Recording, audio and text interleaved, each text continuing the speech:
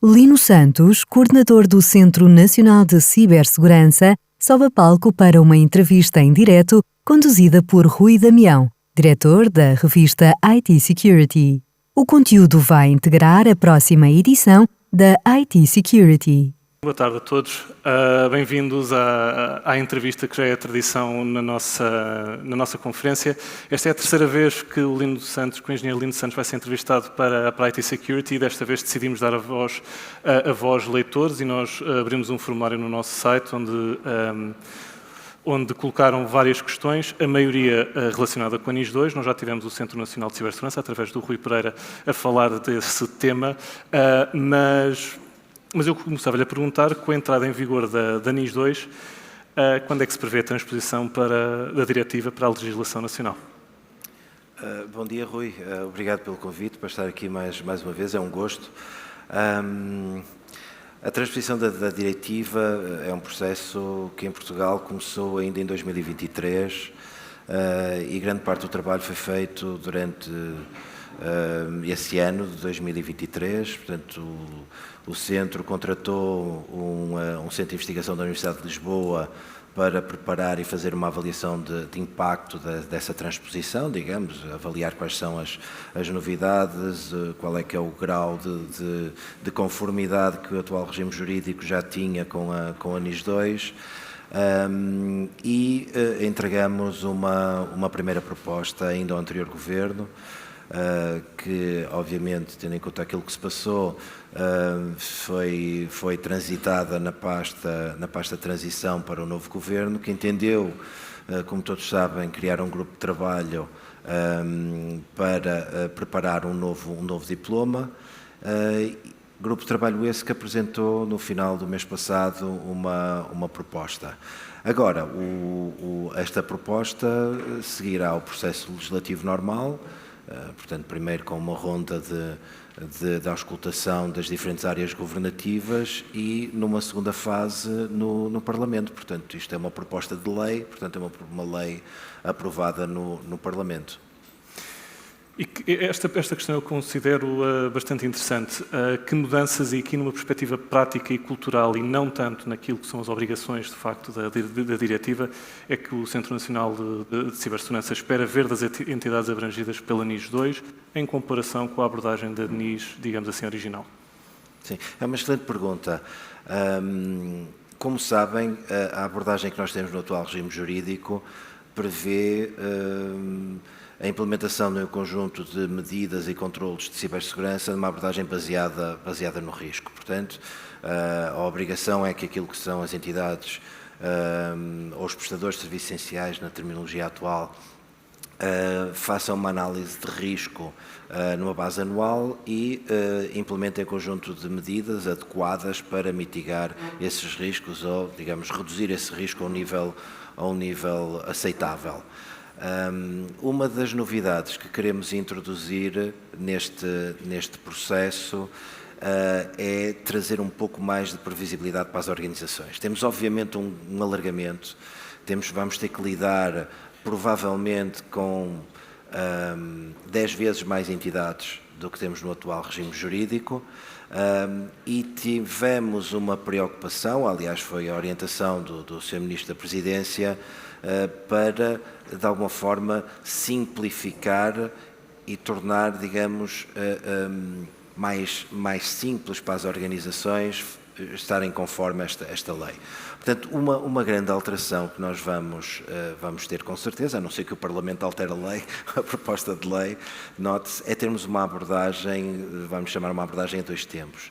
Ou seja, definirmos aquilo que é uma matriz de risco por setor de atividade, e o Centro Nacional de Cibersegurança já está a trabalhar através do Observatório de Cibersegurança na produção do que poderá ser uma matriz de risco para o setor da energia, uma matriz de risco para o setor da distribuição de água potável, uma matriz de risco para o setor da saúde, e com base nessa matriz de risco podermos identificar qual é que é o nível de conformidade relativamente ao referencial que temos e que também precisa de ser atualizado, o Quadro Nacional de Referência em Cibersegurança, para a identificação daquilo que são as medidas mínimas a implementar. Ou seja, isto traz previsibilidade ao modelo. Passamos, obviamente, as organizações passam a perceber, a partir do momento em que aplicam a matriz de risco à sua organização, e as variáveis são o tamanho da organização e pouco mais do que isso, ficam a saber quais são as medidas que têm que implementar para mitigar os riscos que impendem sobre o seu setor de atividade. Isto traz previsibilidade ao sistema. Assim que a lei for publicada, farei um autorregistro, empresa, farei um autorregistro num site, é-me mostrado qual é que é a matriz de risco para o meu setor de atividade e diz-me este é o seu nível de garantia que tem que implementar e são estes os controlos e o grau de maturidade para cada um dos controlos que tem que estar implementado num prazo definido. Isto traz previsibilidade ao sistema.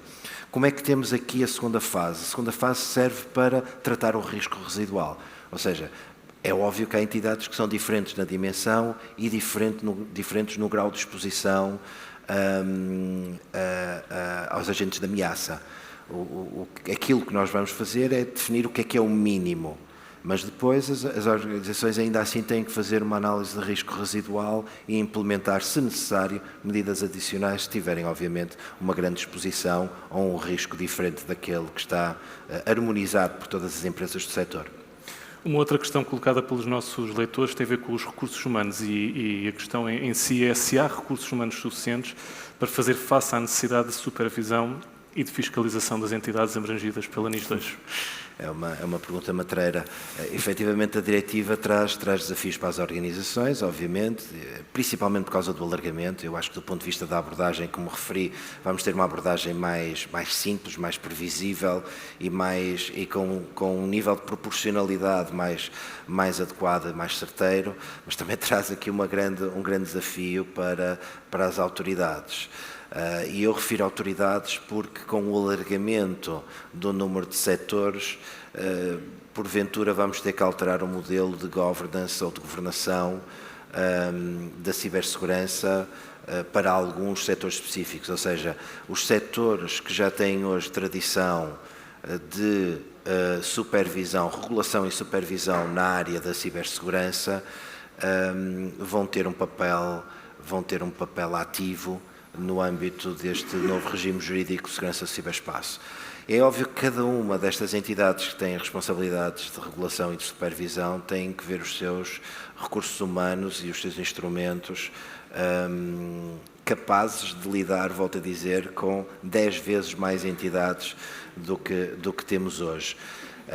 Portanto, sim, digamos, temos aqui algum tempo para a adaptação, nós temos vindo a reforçar o quadro de pessoal. O Centro Nacional de Cibersegurança faz 10 anos esta semana, ou fez 10 anos esta segunda-feira. Começamos com 15 pessoas, temos neste momento cerca de 65. Eu diria que é um tamanho adequado para o conjunto das entidades que são reguladas por nós hoje, não é um tamanho suficiente para tratar 10 vezes mais entidades. No entanto, também previmos alguns instrumentos que podem facilitar a vida do regulador supervisor.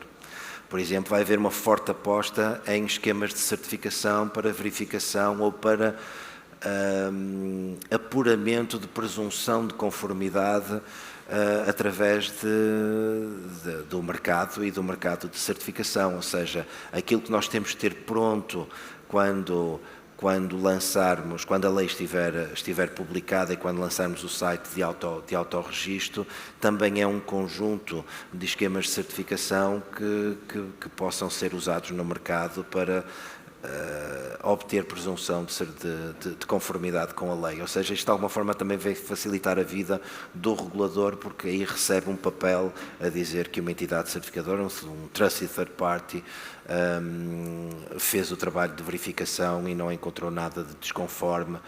Isso dá de alguma forma paz à entidade e também dá-nos paz a nós, digamos, naquilo que podem ser as prioridades de supervisão. Outra aposta que vamos fazer e que eu acho que é extremamente importante, aliás, já o vamos fazer durante este mês de outubro, arrancar durante este mês de outubro com o atual regime jurídico, é uma forte aposta naquilo que é a supervisão prudencial. Ou seja, o nosso objetivo efetivamente não é passar multas, Não é esse o nosso objetivo. Aquilo que nós queremos é que as organizações cresçam na sua maturidade, tenham bons modelos de governance e tenham as medidas de segurança implementadas que seja adequada ao seu grau de risco. Aquilo que nós nos propusemos fazer ainda com o anterior governo, e por isso é que recebemos um reforço do nosso quadro de pessoal, foi avançar com um serviço que vai arrancar em outubro, este mês, de supervisão prudencial. Isto significa que nós vamos fazer auditorias preventivas, vamos produzir relatórios com recomendações e prazos de implementação daquilo que entendemos que não está conforme o regime jurídico ou que precisa de ser melhorado. E, portanto, a ideia é trabalhar com as organizações para que haja esta cultura de cibersegurança e este crescimento na maturidade de cibersegurança. Ou seja, esta é uma das dificuldades que eu acho que a NIS nos traz e que nós queremos inventar a todo custo e precisamos das empresas para o fazer, que é, nós não queremos transformar este modelo da NIS 2 num regime de compliance. Eu sei que isto para os escritórios de advogados pode fazer confusão, mas não queremos que seja dessa forma.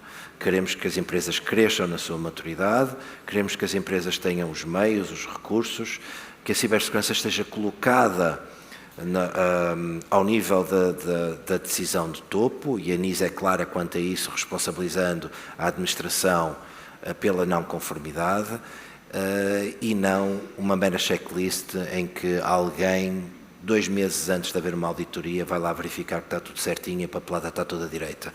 Esse é um grande desafio que nós temos, é um grande desafio que nós temos como autoridade, é um desafio que vocês, como responsáveis de cibersegurança, têm dentro das organizações, é evitar que isto aconteça. E achamos que este modelo da supervisão prudencial pode ajudar neste processo.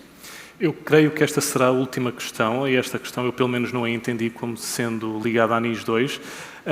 Como é que as empresas podem colaborar melhor com o Centro Nacional de Cibersegurança para partilha de informações e resposta a incidentes, e se há planos para melhorar essa cooperação? Mas eu vou ligar lá à NIS 2. Uma das coisas que tem sido muito falado e pedido é que exista uma consulta pública relativamente à NIS 2.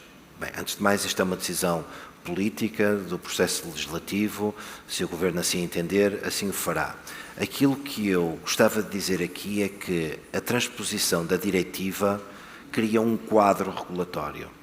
Portanto, não define, nem é prescritiva relativamente às medidas que têm que ser adotadas, não é prescritiva relativamente ao quadro ou à matriz de risco que eu há pouco falei, não é prescritiva relativamente às formas de comunicação entre o centro e as organizações. Tudo isso, como faz aliás sentido, porque a realidade é dinâmica e temos que ter um modelo, temos que ter uma lei que nos permita responder a esta dinâmica, vai ser feito por legislação secundária.